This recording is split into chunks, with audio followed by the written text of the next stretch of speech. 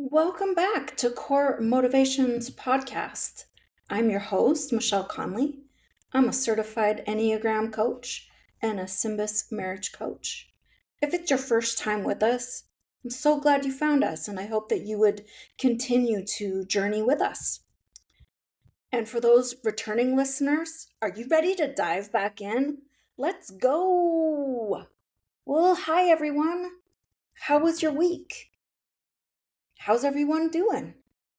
Did anyone take that assessment test? The free one that you can take that's on my Instagram. There's a link, and then they send you your results. You should check it out. And then you could send me your results in email. I would love to hear about them. I would love the opportunity to go over them with you. So, how about you give me a jingle? Gosh, that sounds so old. Okay, fine. Drop me a line. Oh, whoops. That's old too. Okay, just DM me on Instagram or email. Since I don't get to hear about your week, although I'd love to, I wanted to tell you a little bit about what my week has been. So, as I had shared with you before, I traveled to Arizona with my husband. And we went to Arizona to check out the new HQ and what that looked like. And it's for this little company. Maybe you've heard of it. It's called Dutch Bros Coffee. Well, up until recently, it's been a staple of Oregon, based in Grants Pass, where they've had numerous stands on the West Coast. And now they're transitioning and expanding, and now they're moving to Arizona. So, what does that mean for us? Well, it looks like things are changing in our lives. But what was great was that we got to meet with some of my husband's bosses and coworkers, and I tell you, we were treated so very well. We got to have dinner and they showed us kindness and graciousness. They really are a wonderful company. And I'm not just saying that because my husband works there. I appreciate the way that they do things and the way they take care of their people. And that means that I'm part of the people, if you will. Well, while we were there, I got to see my auntie. Well, that's how I think of her. I mean, she's known me before I was even born. So basically, that is a long time, 54 years long. So now you know how old I am. I mean, not that it was a secret or anything like that, but I kind of hoped that my voice made me sound younger. Did it? That reminds me of the time I received a call, and the person on the other line, after I answered, did the usual greeting. Hi, I'm so and so calling from such and such a company. And I said hi back. And, of course, they didn't feel comfortable that they were talking to an adult. So they said, "Can I speak to your mom?" I guess I really did sound young. So, of course, I, being the sarcastic person that I am, said, my mom? Let me check. Oh, just as I suspected, she doesn't even live with me. But I can give you her number or take a message and get it to her, whichever you would like. Perhaps I'm embellishing a wee bit, but alas, the caller responded with, oh, um, and then the phone went dead. Guess he didn't really want to talk to her too bad. Okay, enough of that. Moving on. So, as we continue to work through the getting to know the Enneagram, you're going to find me repeating parts of it so you can keep track of where we are and what we previously learned. We've been going through our core motivations, which it helps us to discover our why. And as you know, there are four motivations. The first one being core fear. That is what a person is always running away from, avoiding, and trying to prevent from happening. The deep inside we can believe that is vital to our well being to avoid the thing we fear. And then there's core desire, which is what a person is always striving for and believing will bring them complete fulfillment. And the third is core weakness. It's the core issue that people are always wrestling with. And then finally, core longing. It's the central message that a person's heart is always longing and thirsting to hear. So today, we're going to focus on core weakness. And so that's what you'll be hearing me refer to often as we continue to work through and discuss things today. So let me just again remind us, core weakness. It means being the core issue people are always wrestling with. So, a couple of interesting ways to look at weakness: weakness as the quality or state of being, weakness as a fault or defect, weakness as special desire of or fondness, like I have a weakness for coffee, maybe you can relate, or your unique challenges or the things that you know you struggle with.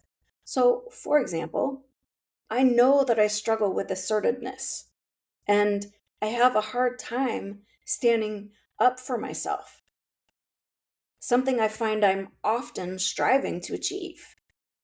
And maybe there are times that this might be true for some of you. Weaknesses are not bad as they are information to you and those around you. A weakness, while seemingly like a limitation, can be a catalyst for growth, depending on new skills or strategies, self awareness, and the development of other strengths. So, how does that play out when we look at each type? Let's find out.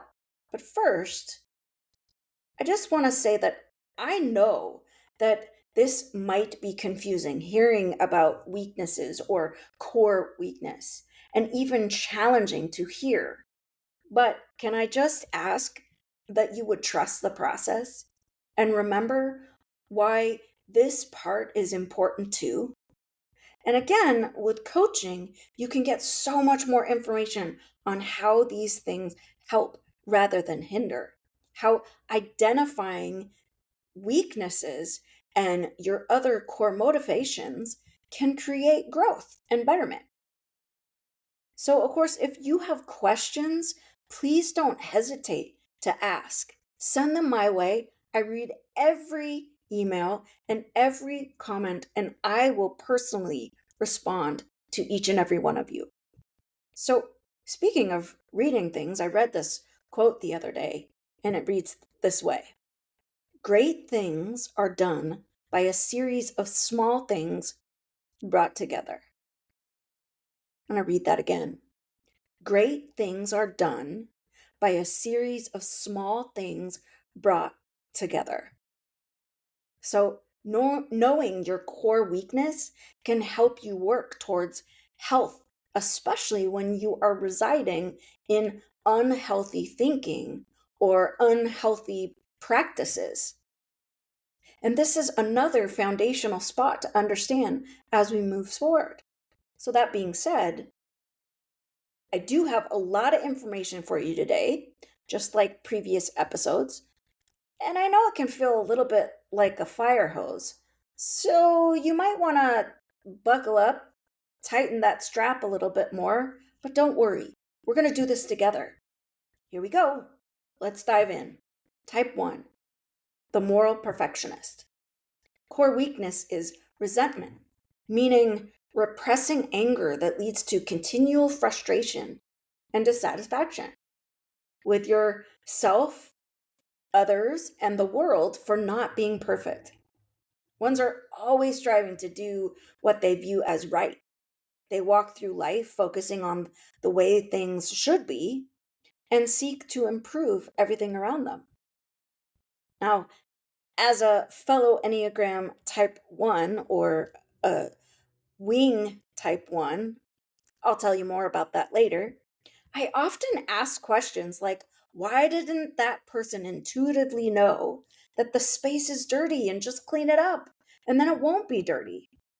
I have to admit that I often use words like, I hate it when, or it really bugs me when. These two lovely versions of being irritated with the disorganization are very interchangeable. Although, I should probably change the I hate part. I'll work on that. Always trying to remember, I need to remember that I am officially under construction. But aren't we all? So, as you get to know me on a personal level, you might hear me say things like, I hate it or it bugs me, for example. So, there I am, scouting the house for disorder and specifically finding myself scoping out the bathroom. I know, as if I have nothing else to do. And I noticed that the floor is dirty, the towels are messed up, and the worst of the worst, the toilet is downright gross. I can't help but go into that space, that part of me that speaks to my oneness and think, I mean, come on, why would you go into that space and not think I want to make it better than I received it? I'm just saying. So, something to know about ones, they take their relationships and their relational duties very seriously. They are firmly committed and will make great personal sacrifices for the people that they love. Moving on to type 2, the helper, their weakness is pride. Denying their own needs and emotions, they use their amazing intuition to discover and focus on the feelings and needs of others. They confidently insert their helpful support in hopes that others will say how grateful they are for their thoughtful care. So, pride can mean timidly like fear of what others might think, leading to excessive worry about human respect and social standing, or pride as sensitivity, excessive self love, where even minor criticisms can be deeply wounding, for example. Of course, there are other forms of pride, but they don't necessarily describe the Enneagram too. But for examples today, I'll share it with you. See, when we think of pride, we can often go to that space of vanity, excessive desire to be admired and respected, needing external validation, even boasting and showing off. But this, I believe, can also be a weakness. And of course, there's the pride of self righteousness, is one who is morally superior to others, often leading to judgment, a lack of empathy. I really do look forward to sharing more about wings, which we commonly call as our salt and pepper to our main Enneagram type. And before I mentioned how I am a 1, but that's my salt and pepper. That is one of my wings to my main type, which is a 2. But I often reside in my 1. It's where I do things most out of. I know, that sounds a little confusing, but don't worry. We're going to soon have a guest on, and we're going to do a live typing, a typing session. So maybe it'll kind of answer some of these questions. So, something to know about twos is that they have the amazing ability to sustain positive affections for other people. They go out of their way to support, help, and care for others because they're loving and compassionate and gracious. Okay, moving forward. Type 3, the successful achiever. Their weakness is deceit, such as deceiving themselves into believing that they are the only image they show others, embellishing the truth by putting on polished persona for everyone, including themselves. to see and admire. They have a deep fear of being worthless, a failure, or incapable, which causes them to struggle with deceit. So they do that and then hide parts of themselves so that they don't want others to see and only portray a successful exterior. So also deceit as in the act of causing someone to accept as true or valid what is false or invalid. The act or practice of deceiving or attempt to trick. So the quality of being misleading. And furthermore, the type 3 is unaware of who they authentically are in their own heart, which affects not only them, but also those around them. So, something to know about threes is that they have a charming, magnetic personality that easily attracts other people. Others find them appealing because they're usually well polished and charming and behave appropriately in all given circumstances and situations. Okay, so how about type 4, the romantic individualist?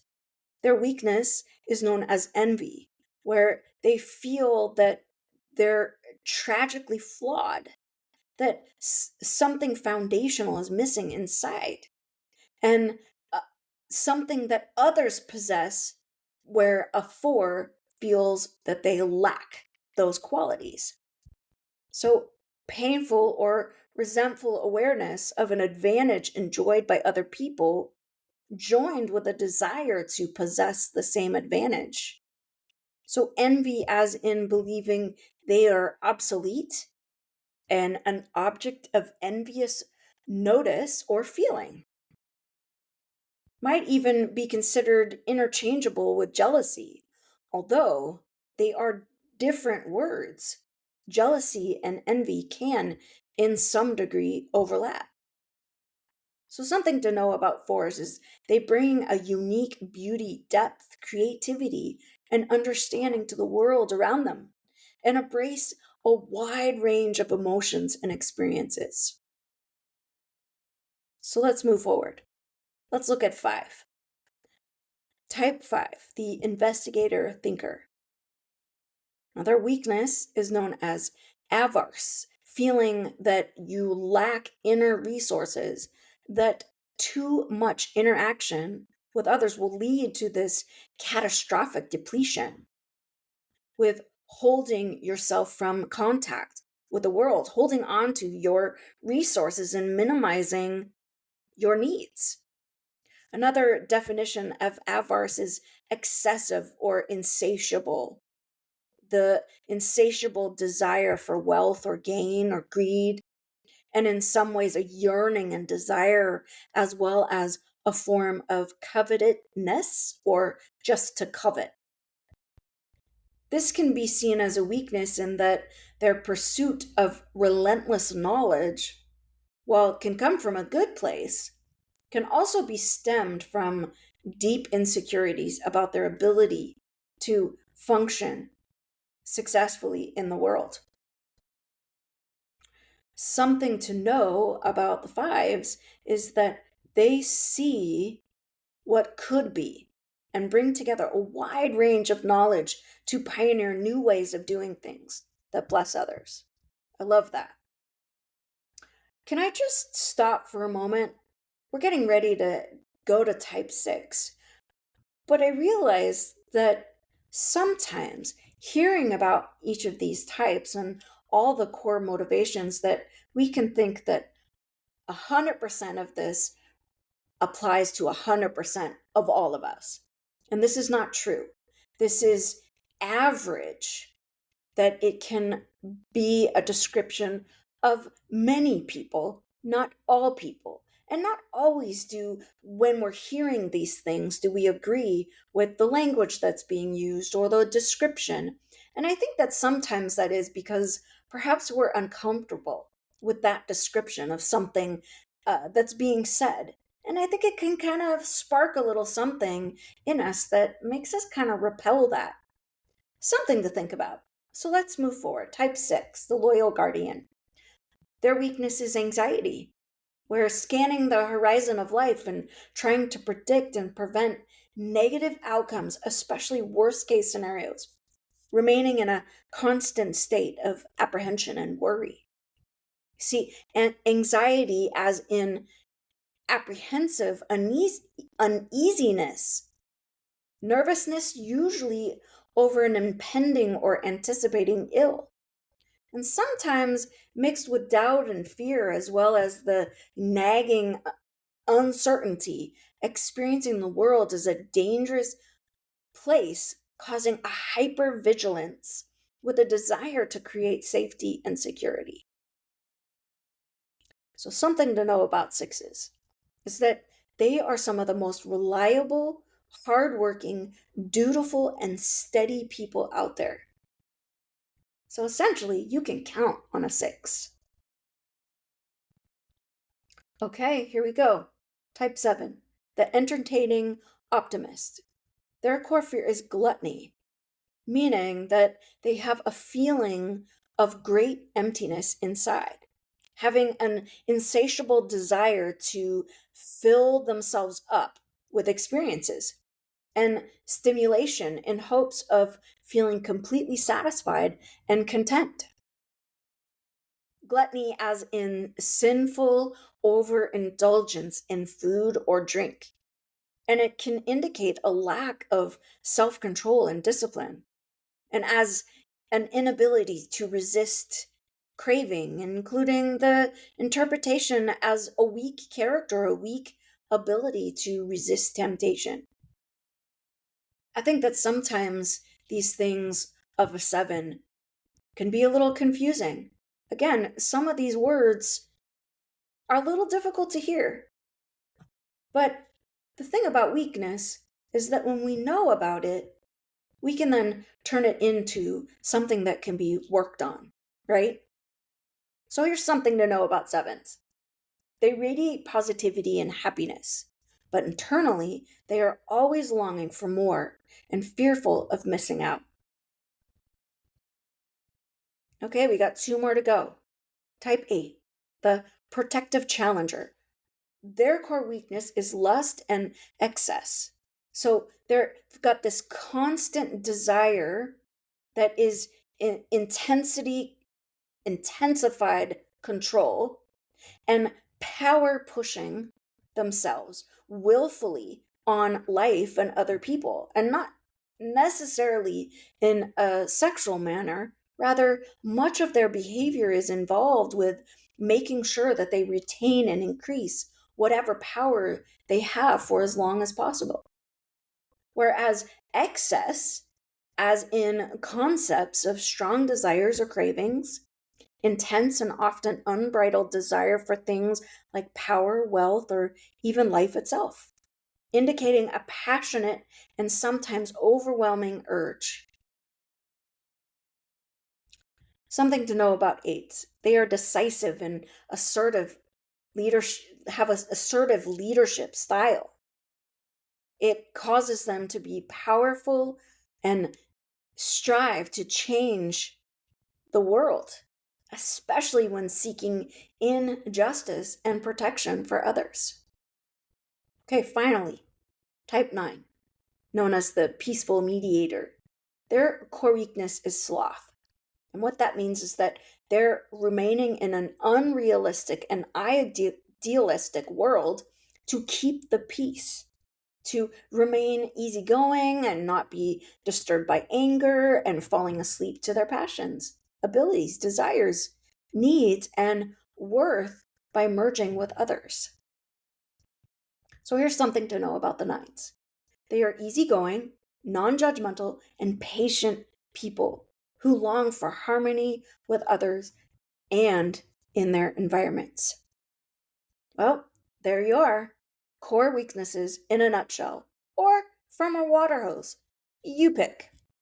Now, again, I know, not having been in a coaching session, some of these definitions of the core weaknesses and their statements can cast kind of a negative light.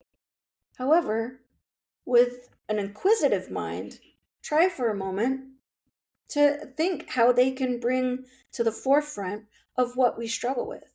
So we can create awareness as we show up for ourselves in those difficult and stress filled times. Because this too leads us towards our why we do what we do.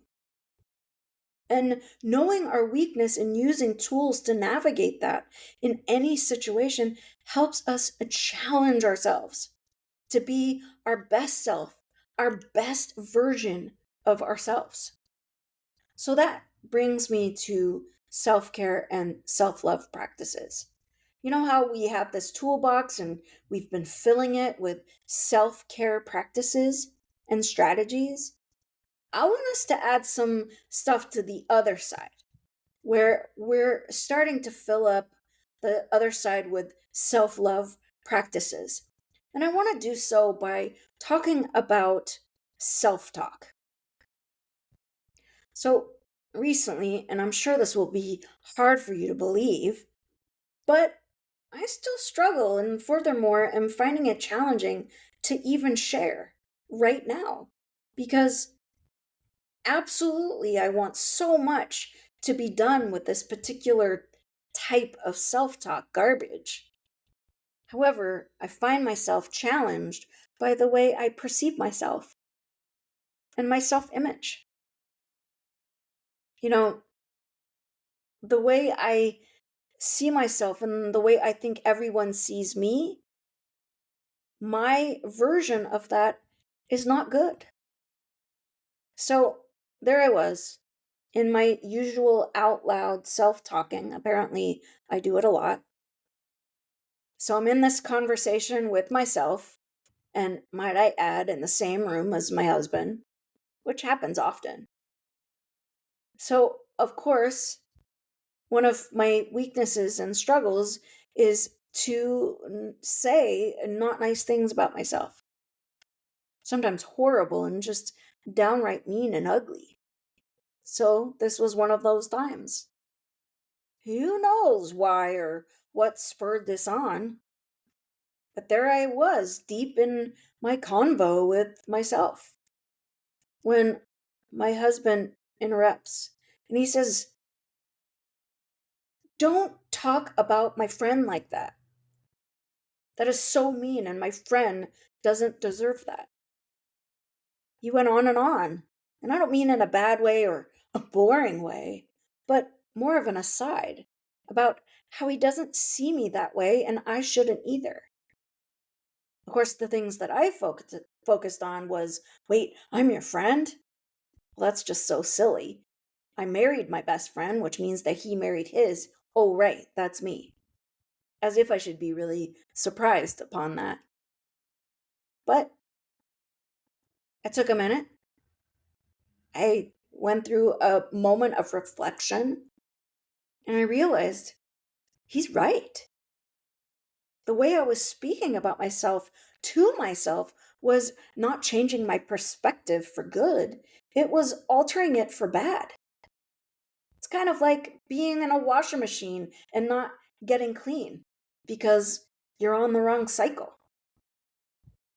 Truth is, if I want to change the message, I have to change what I believe by removing the lie, not hearing what I've been hearing on repeat from the past, and remembering that these things were never true, and they certainly aren't true today. And if I truly want to change, then it has to start with the messages that I say and think in my mind and that I say to myself. So, altering my self talk and replacing it with the right truths. But I also want to encourage you is that if you want to change, all you have to do, as if it's easy, but really it is. It really is that easy. All we have to do is take just one step forward and realize that while change is hard, it's not impossible. The truth is, You might fumble along the way, but that's okay. These are habits that have been with you for a long time. And practicing something good, realizing in order for it to take hold, you will need to practice with purpose. So, self talk, what is it? Well, self talk refers to the internal dialogue or inner voice a person has with themselves, whether silently or out loud. It's a natural cognitive process that can be positive, negative, or even neutral. And it plays a role in how we process thoughts and manage emotions and solve problems. And a person's internal monologue, a stream of thoughts and feelings that occur in the mind, often described as a voice within their head, our head, my head, it's a fundamental aspect of cognition influencing our perceptions and attitudes and behaviors. And so, while most people have an inner voice, the extent and nature of the inner speech can vary significantly. So, the inner voice is a term used to describe the internal monologue or self talk that people have. It's the little voice in the head that narrates thoughts and feelings, this inner voice, which can manifest in various ways, from brief reminders to detailed conversations with oneself, like I shared earlier that I had. So here's some examples of the different types of self talk. So there's the positive and motivational self talk. That sounds a little something like, I can do this. I'm sure I can. Remember to buy milk before you leave. Don't forget to call Sarah.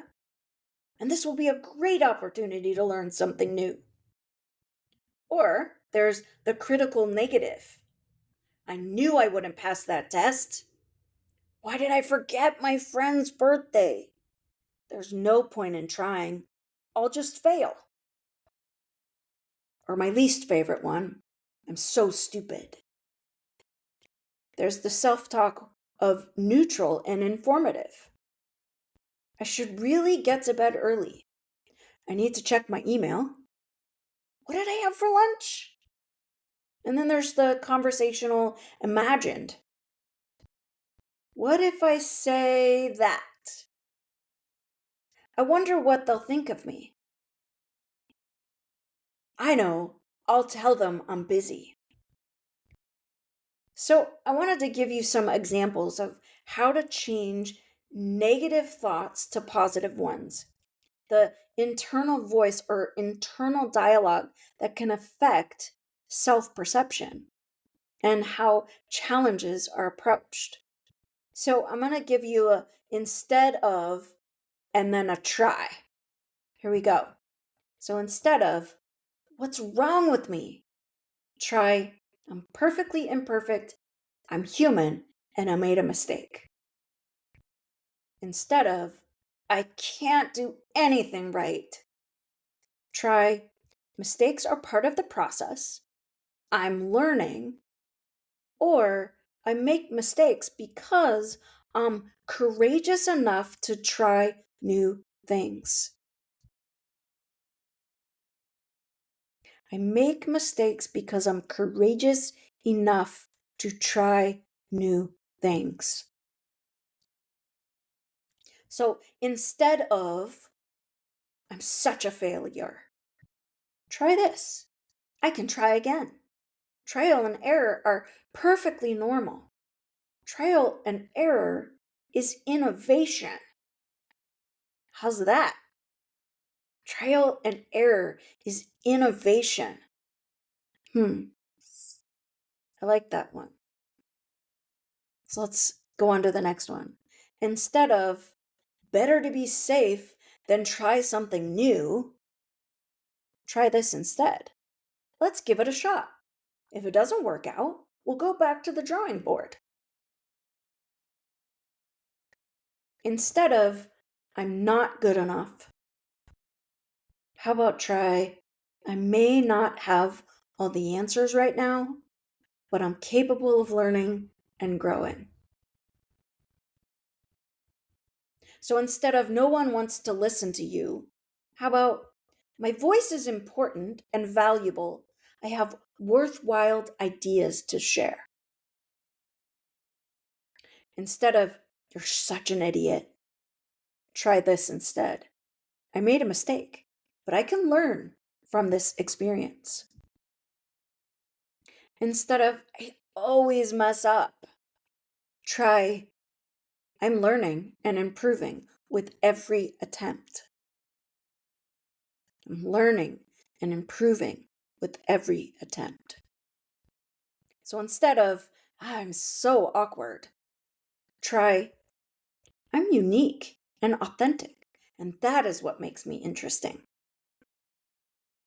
Instead of I'll never be able to do that, try I can learn and develop the skills needed to achieve my goals.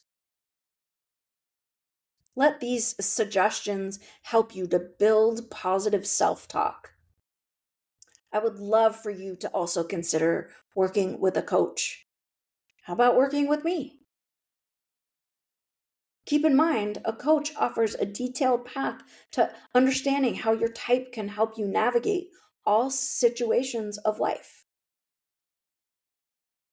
And if you're interested in hearing more about what coaching is, send me a note, whether DM'd or email, and let's talk about it. I do 30-minute free consultations, and we talk about the what to expect, why it would be important, maybe discuss some of the goals that you have for coaching. And it doesn't cost you anything except sitting on a video with me. I don't know if that's really a cost because I'd love to meet you. Anyhow, I recently read, "You can't change what you don't acknowledge." I love this. It is a reminder that we have a path forward. We just have to take that first step. May you find some of these things helpful and interesting in what we talked about today with core weakness. And I hope that that brings you back next week where we talk through our final core motivations. Now, some legal stuff. This podcast is for informational purposes only and does not constitute professional advice. This podcast is not a substitute for medical care. The materials, videos, books referred to in this podcast are recommendations only. The views expressed by our guests are their own and do not necessarily reflect the views of the host podcast. That's me or sponsors. Join me each week as we dive into all things Enneagram, self-care ideas, self-love patterns and rhythms, share ideas from other reputable authors, doctors, and my favorite podcasters. I just want to personally thank each and every one of you for being with me today on Core Motivations Podcast. And you can find me, Michelle, on Instagram at coremotivations_coach or through email, Michelle at coremotivationscoach.com. Would love for you to give us a follow and share this episode, and even scroll down to the end of the podcast and leave a review so others can find us. You can find us on the following platforms: Spotify, Apple Podcasts, Amazon Music, and now on YouTube. So I want to leave you with this. Until next time. And as always, I'm rooting for you.